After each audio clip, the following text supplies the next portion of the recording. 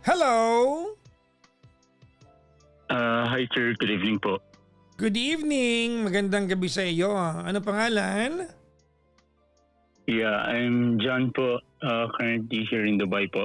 Oh, John! Ako Katukayo. Katukayo ang ibig sabihin kapangalan. Tama ba ako? Yes po. Ay, tama ba? Ilocano din po. Ay, Ilocano ka. Ano bang Ilocano term na magkapangalan? Buloy, di ba? Hindi ko po sure. Di ba yun ang yun ang kahulugan ng buloy? Ang buloy ba ay kapangalan? Actually po, Ilocano po ako pero hindi po ganun ka-fluent sa Ilocano. Ilan taon ka na, John? 23 po. 20. Bata mo pa. Kailan ka ba nasa Dubai? After graduation po, pumunta na po ako ng Dubai. Gano'n ka na? So, 2 years na. 2 2 years taon na ka po. na nandyan. Ano na? Work ba Yes, dyan po. o kinuha ka ng family? I'm actually alone here in Dubai po working Ano work mo? for real estate po. Real estate. So nagbebenta Yes ka po, ng yeah. bahay. No po, more on sa office po. Admin executive po. Okay. Parang ang Islam mo magsalita, no? Mm. Anyways, ano ang paglilingkod ko sa'yo, John? Actually, sir, nag-reach out po ako sa inyo a few days ago. Through email din po, nag-email din po ako. The reason why I was trying to reach out was about for my relationship po. Okay.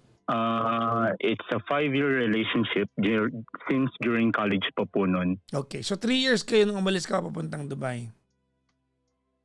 Yes po, yes. Okay. Tama po. Anyways po, a few days ago, hindi pa rin po kami nag-uusap. So we were like in no contact for a few months. Bakit? May nalaman po kasi ako. Kasi computer engineering po kasi ako. Mhm. So I have the accesses on her account. And ganoon din siya sa akin. Okay. Kaso nga lang po, dun sa may accounts niya, I don't know how that works for Apple, pero na-access ko po yung account niya kahit tinanggal niya sa akin. Nagkaroon po kami ng argument for random day. Okay. Tapos, tinanggal niya yung accesses ko and everything. Nakita ko dun sa may account. Anong naalala mo, anong pinag-awayan ninyo? Galing po kasi kami ng church dito sa Dubai po noon. Yes po, magkasama po kami sa Dubai pero hindi po kami magkasama sa isang house. Nandyan din siya. Magkaiwalay po. Yes po, yes.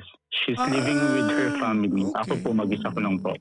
Okay, at least hindi mahirap, no? Nandyan din. Kasi maliit lang naman ang Dubai, madaling puntahan eh. Pwede po masabing ganun. But then, hindi rin po kami gano'n nagkikita knowing na full pack din po yung mga trabaho namin. Kumbaga, schedule dito lang yung prevailing factor. Pero kung gusto niyo magkita, madali lang. Maliit lang ang Dubai. Yes po, yes. Tama naman po yan. Okay. Anyways po, nung nakita ko po kasi yung sa accounts niya, after namin mag-away, nagkaroon po ng triggering point to stop the relationship. The same reason po nung halos nag-end po kami before. Now, I'm not gonna talk about how she cheated on me. Pero nagkakaroon din po kasi ako ng dilemma ngayon sa may relationship ko ngayon. Dahil before I flew over to Dubai, nagkaroon din po ako ng isang relationship with another woman. Nagloko ka.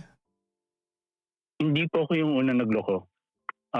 Yung same guy po na ni-reach out niya dito sa Dubai, same guy din po na ni-reach out niya before, which is kaibigan niya.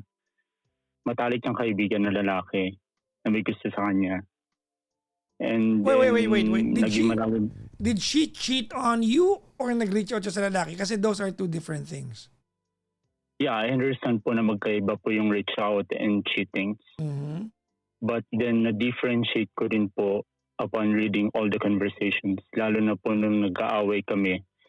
And Mhm. then, she was like mocking me with that guy. And then, So, how would I wait, say this? wait, no? Kasi, Naggayaan pa. wait lang dyan. So, English kasi yung pagkakasabi. Tagalogin ko lang kung paano ko naintindihan. Wait, okay lang yan, okay lang yan. Nag-away kayo, nagsumbong siya sa lalaki. Yes po, yes. Yun lang naman yun. O tapos, Yung lalaki na po na yun, Mm. sinabihan ko na po siya before na layuan niya and everything. Dinak ko na po siya before sa account niya. Siguro po yung sasabihin ng iba, toxic and everything. Pero may mga reasons po kasi ako nung bago pa lang po ako sa relationship with her. Mhm. Nakita na po ako ng maraming flags about this guy. Okay. Even mga Yung physical. guy na yan, tawag niya ito, friend niya yan bago kanya makilala. Yes po, actually siya po yung babae na hindi ko pa siya sinisiraan because I love this woman. I see her in the future pero madami po kasi siyang lalaking kaibigan. Well, Like the ratio is... ano naman pa, wait lang, excuse me. Ano naman paninira doon? Wala na masama kung magkaroon ka ng kaibigan. Ayun nga po, pero yung ratio po kasi nung mga lalaki is marami po kasi sa babae. Ano problema doon? And how would I say it? Paano ko ba isasabihin? Kasi mas nag-hangout pa po siya dun sa mga lalaki kasi sa mga babae. Oo Tapos nga, yung mga lalaki po. Naintindihan ko yun. Pero bakit? Yung bang mga lalaki na kaibigan niya, nilalandi ba niya lahat yon? O sadyang marami Manyakis lang po siyang yung iba. kaibigan? Ha? Manyakis po yung iba. Yeah. I'm gonna be frank No. with that. We cannot do something about what's beyond our control. Mhm. Okay, naintindihan kita. Uncomfy yun. Pero ang tanong ko dito, ginawa ba niya yung mga yon? Hindi po. Okay. Pero meron po din yung Stop. isa. No, that's my point. Kasi ikinwento mo ito sa premise na ayoko po siyang siraan, Ganun mo kasi numpisahan, kaya nag-react ako. Kasi Yes. bakit? Hindi ba okay na may kaibigan tayo? Naintindihan kita. Kaya lang, kaibigan niya yung mga yon bago naging kayo. That's beyond you.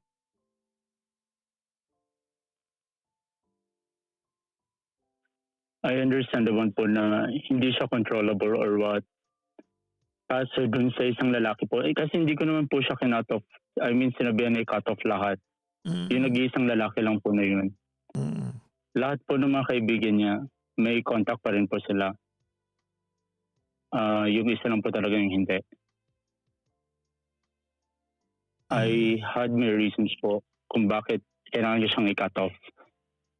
Kaya masama po yung loob ko. Bakit mo bakit mo pinapa-cut off? I mean, you have all the rights to ask for that kasi kung uncomfortable ka, that's completely okay.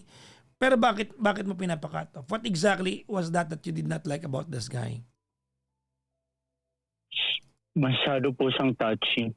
And then, iba na po yung mga conversations nila even before. Kahit during na po kami. Paanong iba? Like, I have my friends also po, pero hindi naman po ako magme-message sa mga kaibigan ko, kumain ka na ba, how's your day, and everything like this. I mean, may boundaries naman po being a friend. So, And, naniniwala ka na yung lalaking ito ay, kumbaga, waiting in the wings lang, parang gano'n. Yes. Okay, I get Yes you. po, yes. Got you. All right. Yes. Kasi kung toxic naman po ako, lahat po ng mga kaibigan niya ipapakat off ko. Pero ina-assess ko naman po bawat tao. If they will cause harm into our relationship, then ipapakat ko. Pero kung hindi, bakit ko ipapakat off? Di naman po ako ganung tao. Di ka Anyways, sure.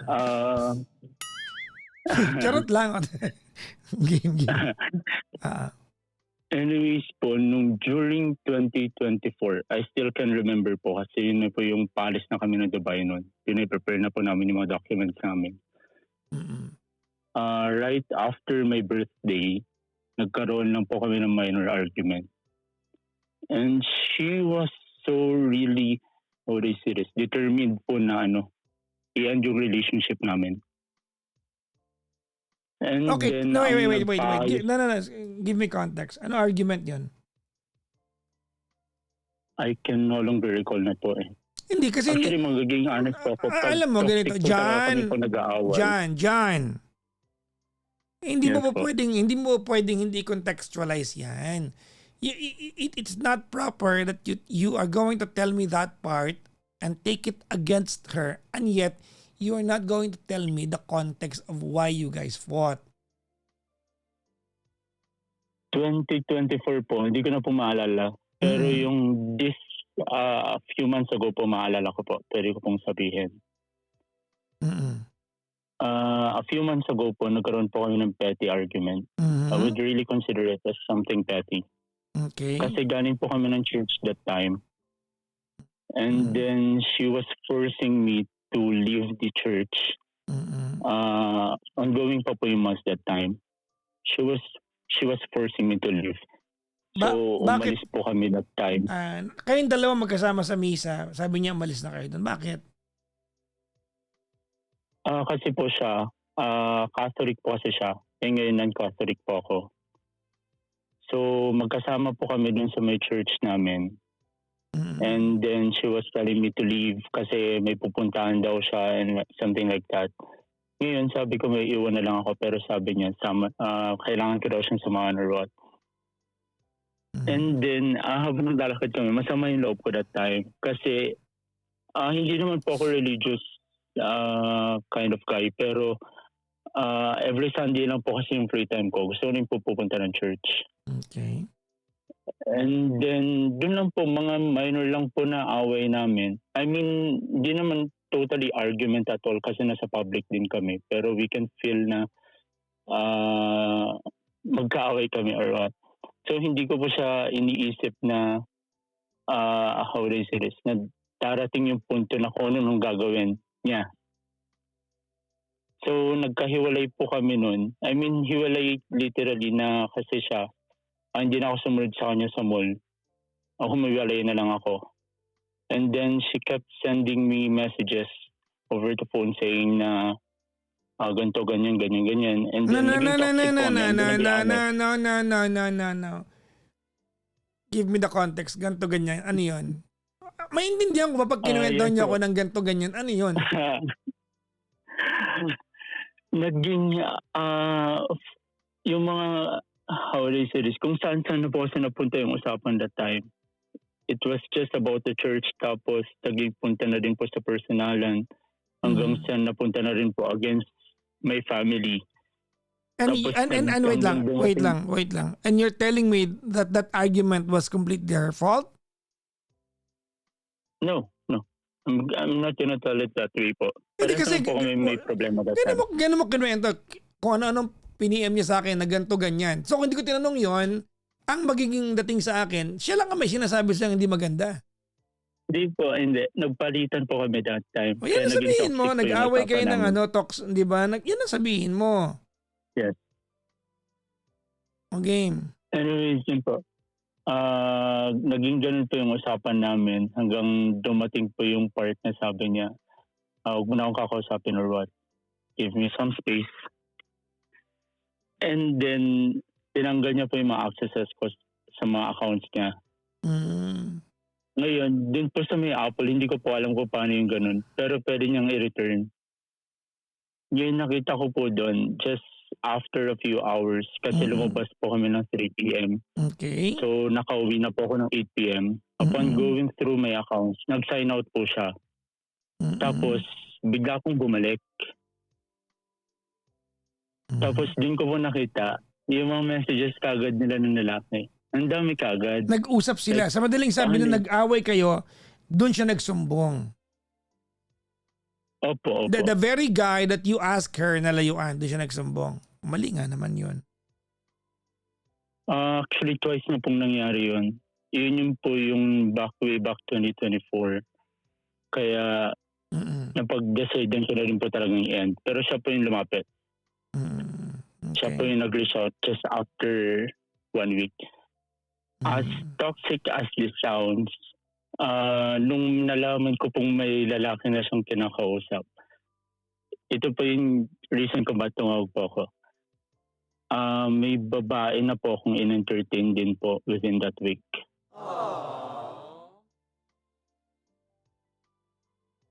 Saan mo nakilala? Actually po, schoolmates po kami lahat before. Ngayon, magkakaibang group of friends po sila. Yung isa, Ito bang babae na to, napagsilosan na niya dati ito? hindi po. Paano? Random lang po na dumating na nagkaroon po kami ng ano nitong babae. Paano random lang? Paano nangyayari? Paliwanag mo nga. Paano ko ba sabihin?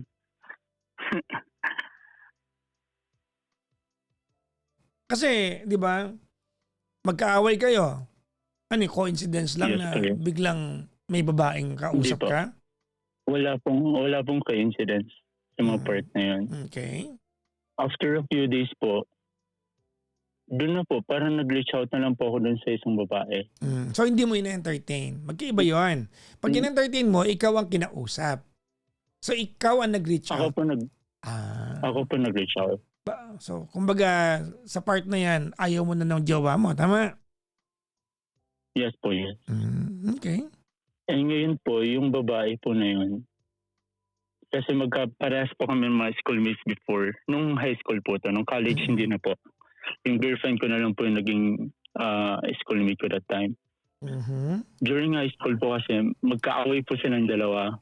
They knew each other, pero magkaaway po sila. Like this group of friends. Okay. Po. Anyways po, yun na po, in-explain ko po dun sa babae what happened with our relationship or what not. Ayun na po in-explain ko. And sa madalit sabi po, parang muntik na rin po akong mag-commit din sa relationship or nag-commit na rin po talaga ako that time. Nagloko ka na, kumbaga tinuluyan mo na. Hindi naman po ako masasabing nagloko ako that time kasi siya naman po yung nauna that time. Nagloko siya o nagloko ka? Okay, sige. Para sakyan ko yung sige, okay. At tapos?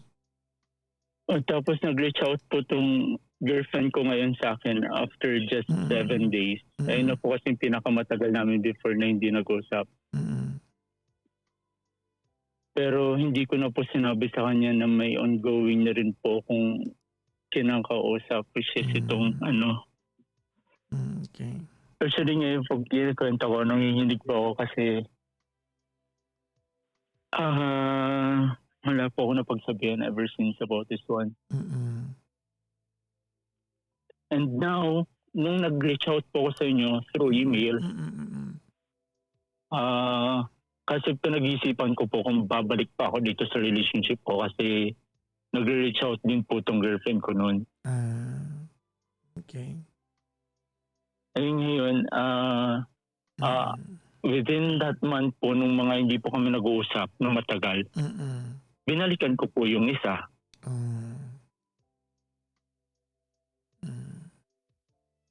So, sa madaling Ngayon sabi, po, if I'm going to summarize yung relationship ninyo, your girlfriend, yung long term mo, yung 5 years, has the ability to cheat on you. And you have the ability to cheat on. Actually, hindi siya nag-cheat sa'yo eh. She was just insensitive. Yun lang yun eh. Kasi wala ka namang kinuwento sa akin na nagloko siya eh.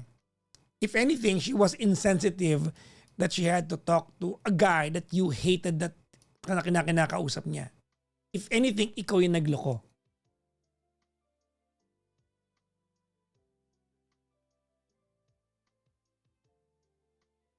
Ha? yes po, nakikinig po ako. But did you understand what I said? Paano ko ba sasabihin? Ulitin natin. She was insensitive, di ba, na kinausap niya yung lalaking ayaw mong kausap niya kasi according to you, yung lalaking yan ay parang ikaw, may kamanyakan, no? Hindi po ako manyakis. Okay, sige. Malande, maharot na lalaki. Parehas po kami cum laude. Anyways, hindi po yun yung part. No, that's the point. Sa kwento mo, twice ka nang nagloko. Twice, siya po ang twice na nagloko. Okay, you entertained another woman, itong recently, may kinuwento ka pa kanina sa umpisa eh. Na ano po, anong part po? Na nagloko kayo parehas ng umpisa. Pero siya nakipag-usap sa iba. Yes po, yes. So tama yung bilang ko, tama? Yes po, yes. Okay, your problem, Total twice your po. constant problem with her is that she cannot give up or get rid of her guy friends na uncomfortable ka. Tama? That's your problem with her. Tama? With one specific guy lang po, yes po. Or regardless, 'di ba? There is this guy that you are so uncomfortable, 'di ba, being around the universe, 'di ba, orbiting your girlfriend, at insensitive siya sa part na hindi niya magawa-gawang iwasan. Tama, mali? Yes po, yes. But you cheated on her twice according to your own story.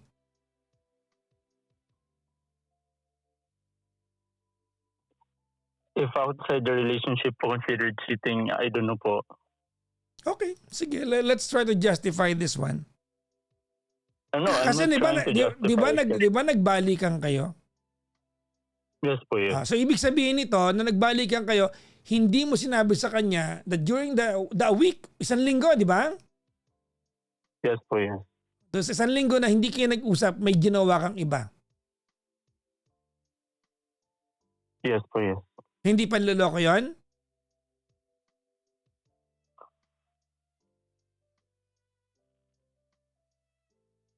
Okay, I understand po. Hindi, kailangan kita kumbinsihin o gusto mo murahin kita malutong?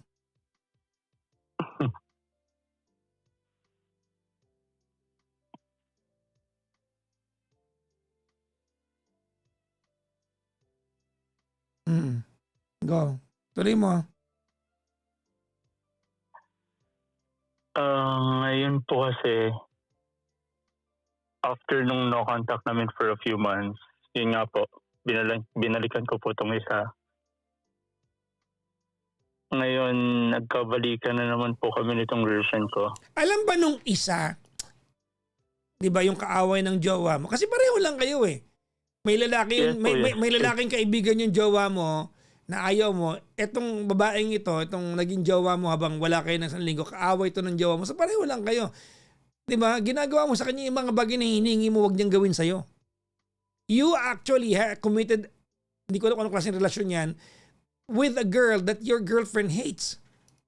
Kaaway niya eh. Tama ba? Naiintindihan ko ba ng tama yung kwento? Yes po, yes. Tama po. So yung pangalawang babae, alam niyang nagbalikan kayo ng jowa mo? Hindi po. Hindi po ako nagiging honest as of now. So niloloko mo sila parehas? Worse as it sounds, pwede po siguro. Yes or no, Your Honor? Yes po. Yun.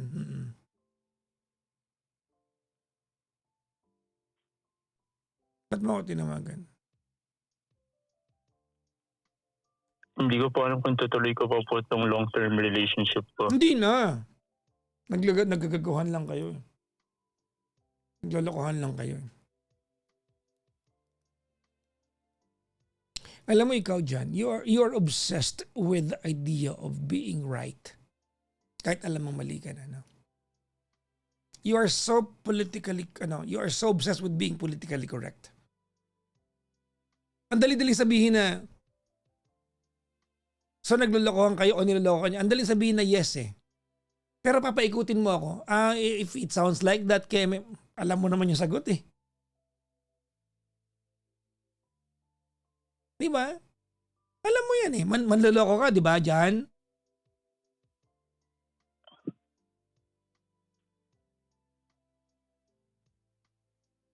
Ha? Yes po, nakikinig pa ako. Tinatanong kita, manloloko ka, Jan? That's a question. Pero hindi po kayo nag-initiate Di ba? Kita niyo mga kaibigan. See? You are so manipulative. You are so manipulative. Hindi mo kayang sabihin na yes. Di ba? Ito ka ba victim? Yung girlfriend mo, ang kasalanan niya sa'yo, she is that insensitive. Ikaw, hindi. Nagloko ka talaga. May iba kang jowa.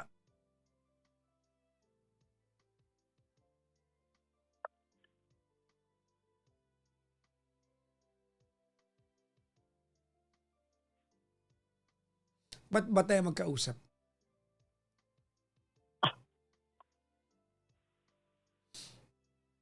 Baka may maitulong ako sa'yo.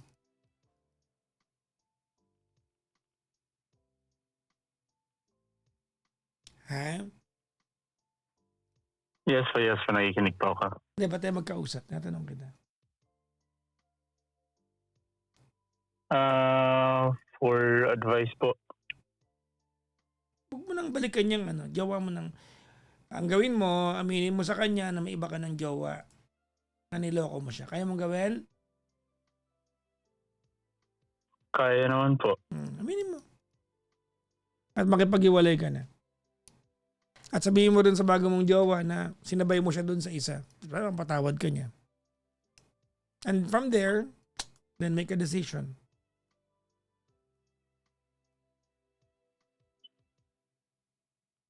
Tama po. Ganito John? Yes po. Okay, makinig ka ha. Your ability, our ability to own up to our stupidity and mistakes is often the measure of our person. No? Sukatan ng pagkatao ang kakayahang mag-sorry at amining may kasalanan tayo. Sukatan ng pagkatao yan. Ikaw hindi mo kaya. It's difficult. It's very difficult for you to even admit na may pagkakasala ka. Lagi mo nare-reserve ang sarili mo na na dapat tama ka sa kwentuhan. You are so deceitful, pare ko. You are so deceitful. Ang pangit na niyan, na ugali niyan. No, yung deceitful ka. Lalo lagi kang pa-victim.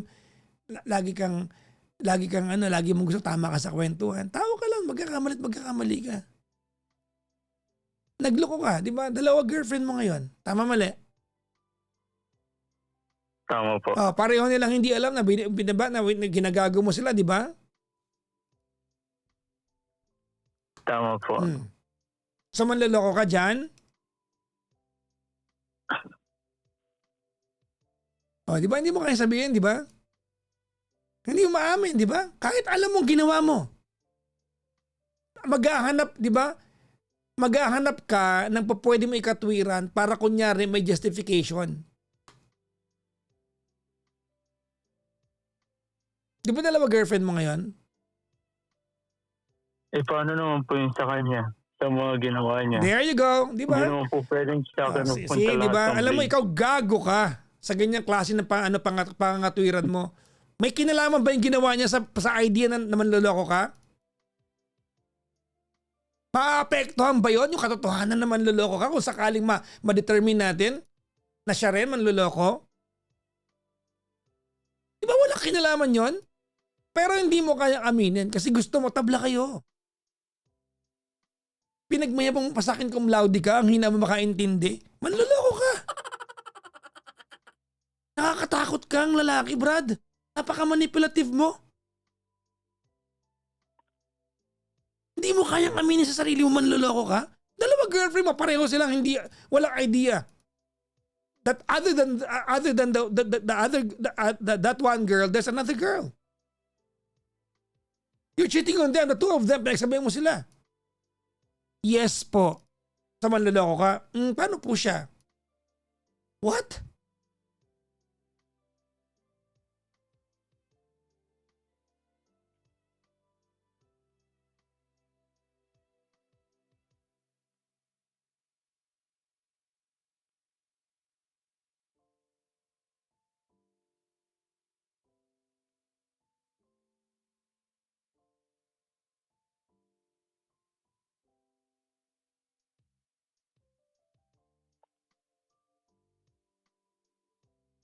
Kailan ka makikipag-iwalay sa kanilang dalawa?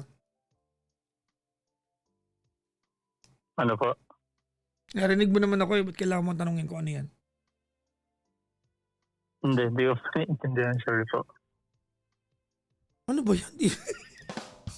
sabi, sabi ko, kailan ka makikipag-iwalay sa kanilang dalawa? Nagbabasa ka ba ng comment section ko habang kausap mo ako? Hindi po, hindi. Mag-focus. Nandun naman po sa rules yun.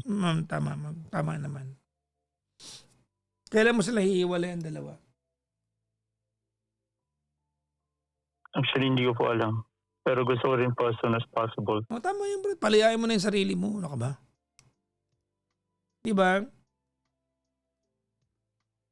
Baka ano dyan, baka tama munang magpaka-single ka muna, baka mamaya maka-gain ka ng kaunting maturity. Kasi alam mo, that's your very prominent quality, no? You're too immature. Hindi mo ba kaya sabihin sa sarili mo na, oh my God, this is the worst version of myself. I have cheated on 2 women. Hindi eh. Sa utak mo, hindi ako aamin naman, loloko ako kasi dapat aaminin muna niya na nagloko siya bago ako umamin para tabla. Ano ba yun? May napala ka ba sa ganon? Would that make what you have done any better? Wala naman ah.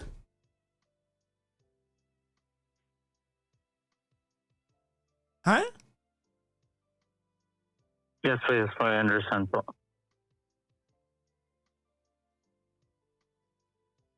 Kailan ka aamin?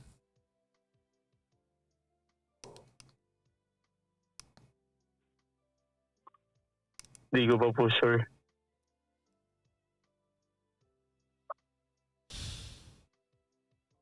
Bukas. Anong oras na ba dyan? Minus 5 hours, di ba? 10:13 p.m. po. 5 hours ba? Tama ba? Tama po. Bukas na lang, gabi na. Baka tulog na yan. Asan yung isang babae? Nasa Pinas po. Huwag mo na magjowa, Brad. Huwag ka muna magjowa. 4 na oras lang daw yung difference. Huwag kayong kumontrang 4 na oras. Sinabi na cum laude 5 nga nag-oo siya eh. Ulit kayo.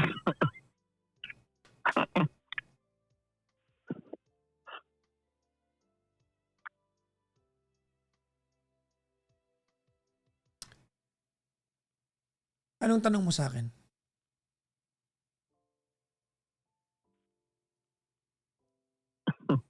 Ha? I wanna know. No, pasensya na po. Huwag kang humingi ng pasensya. Kaibigan mo ako, Brad. Pagagalitan talaga kita. Dahil hindi nakakamature yung ugali mo. Tropa mo ako. Wala kang kasalanan sa akin. Anong tanong mo sa akin?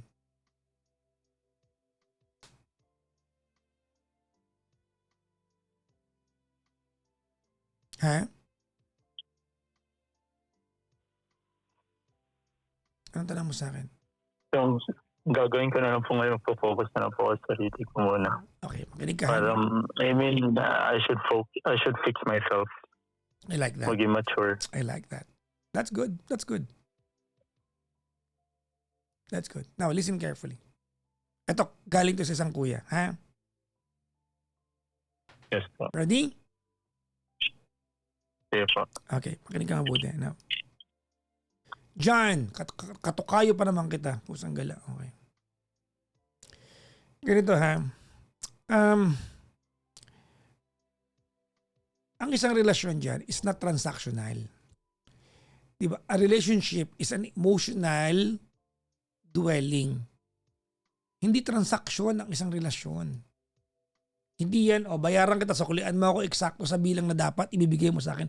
It does not work that way. Kasi ganun mo siya ina-apply eh. Diba? Nagloko ka. Dapat tabla lang. Wala dapat bilang yung pagluloko kasi nagloko ka din. It doesn't work that way, Brad.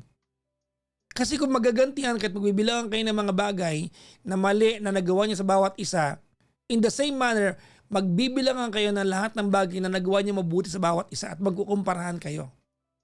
And that's a classic toxicity sa isang relasyon. Magtotoksikan kayo niyan. Naintindihan mo ako? Actually, ganyan po nangyayari sa relationship namin ngayon. Tinatanong kita. I don't need you to validate me. I'm asking you kung naintindihan mo ako. Tama po, naintindihan ko po. Hindi mo kailangan pangaralan. Hindi mo kailangan kumbinsihin. Naiintindihan ko ano sinasabi ko dito. Yes po, yes.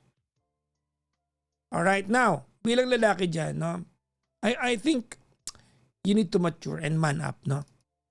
Alam mo ba, it's very liberating. Napaka-liberating to get to a point in your life. You're just 25, no? I don't expect you to know everything about life, no? Alam mo, it's very liberating when dumating ka sa punto ng buhay mo that you can accept na sa sarili mo na nagkamali ako.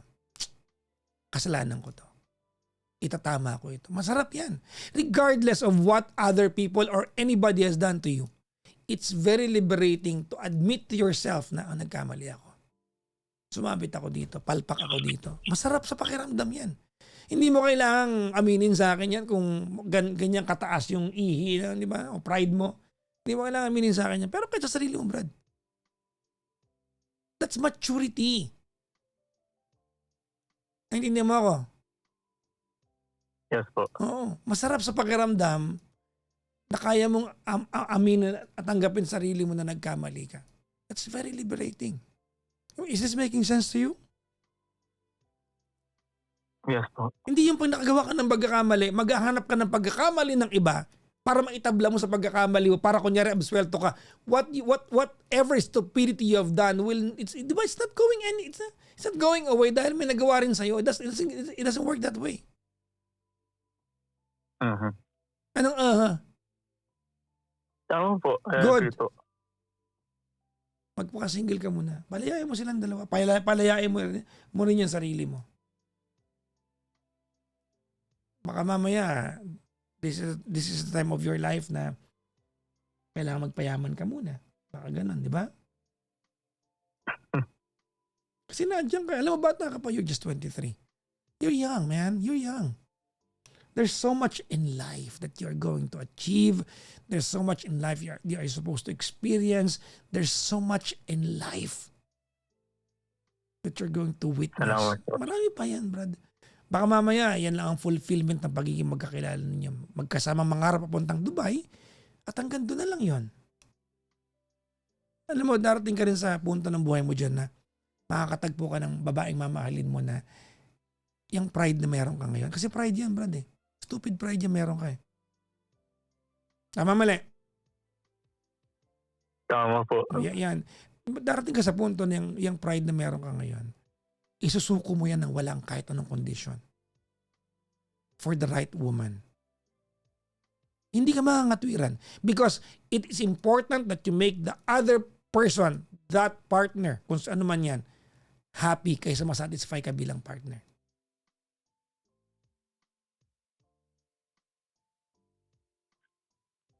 Naintindihan mo yung sinabi ko? Yes po, yes. Salamat po. That's good.